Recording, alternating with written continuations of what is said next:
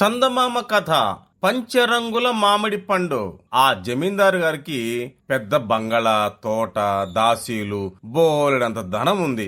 ఆయనకి పిట్టల్ని పెంచడం చాలా సరదా. దేశంలో రకరకాల పక్షుల్ని పట్టి తెప్పించి, దూరదేశాల నుంచి కూడా పిట్టల్ని కొని తెప్పించి, బంగళా నిండా పెద్ద పెద్ద పంజరాలు తయారు చేసి అందులో వాటిని ఉంచి, వాటి కోసం బంట్రోతులను ఏర్పాటు చేసి చాలా ప్రేమగా పెంచుకుంటున్నాడు.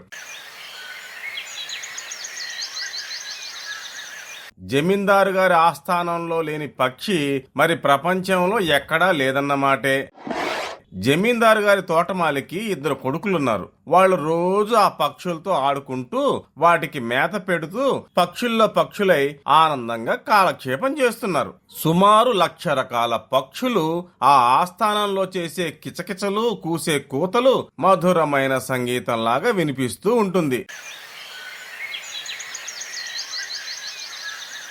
ఇలా ఉండగా ఒకనాడు ఆ తోటమాలి పిల్లలకి ఆ పక్షుల మీద జాలి కలిగింది. హాయిగా అడవుల వెంట, చెరువుల వెంట, నదీ తీరాల వెంట స్వేచ్ఛగా ఎగిరి పళ్ళు కాయలు తినే పిట్టల్ని పంజరంలో పెట్టి బంగారం మేత వేస్తే మాత్రం ఏం లాభం అనుకున్నారు. ఆలోచించి వాళ్ళు ఒకరోజు రాత్రి ఒక నిర్ణయం తీసుకున్నారు. ఆ పక్షులకి స్వాతంత్ర్యం ఇచ్చేద్దామని. అనుకున్నట్టుగానే సరిగ్గా అర్ధరాత్రి 12 గంటలకి పంజరాల తలుపులన్నీ తీసేశారు. పక్షులన్నీ రివ్వున ఎగిరి ఆకాశం అందుకున్నాయి.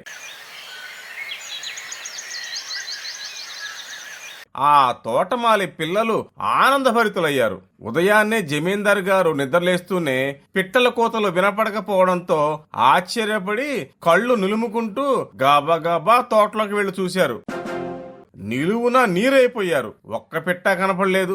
ఎన్నో లక్షలు ఖర్చు పెట్టి అనేక దేశాల నుంచి అనేక పిట్టలు తెప్పించారాయే, కాని మచ్చుకొక్కటి కనపడక మాయమైపోయాయి. కోపంగా నౌకర్లందరినీ పిలిచి నిలదీసి నిజం చెప్పమన్నారు.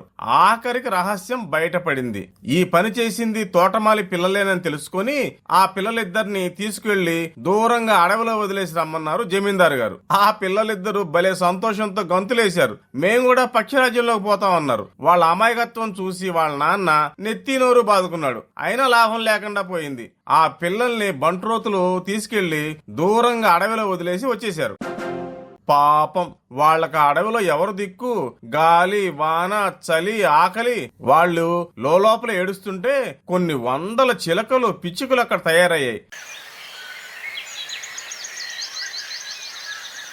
వాటిని చూడగానే ప్రాణాలు లేచొచ్చాయి. వాళ్ళకి బాగా పరిచయం ఉన్న వాళ్లలాగా అవి పిల్లల చుట్టూ మూగిపోయాయి. అన్నట్టు ఆ పిట్టలన్నీ జమీందారు గారి ఆస్థానంలోవే. మంచి మంచి పళ్ళు, ఫలాలు తెచ్చి పిల్లల ముందు కొల్లలుగా పడేసేవి. అవన్నీ తిని కడుపు నింపుకొని ఆ ఇద్దరు ఆ అడవిలోనే చిన్న పొదరిల్లు కట్టుకొని హాయిగా ఉన్నారు. ఇక్కడ జమీందారు గారి ముద్దుల కూతురికి జబ్బు చేసింది. అదేం జబ్బు అంటే బెంగ జబ్బు. ఆ అమ్మాయికి కలలో పంచరంగుల మామిడి పండు కనపడిందంట. అది కావాలని మంకు పట్టుకుని కూర్చుంది. ఎన్ని చేసినా ఏమిచ్చినా ఆ అమ్మాయి జబ్బు నిమ్మలించలేదు.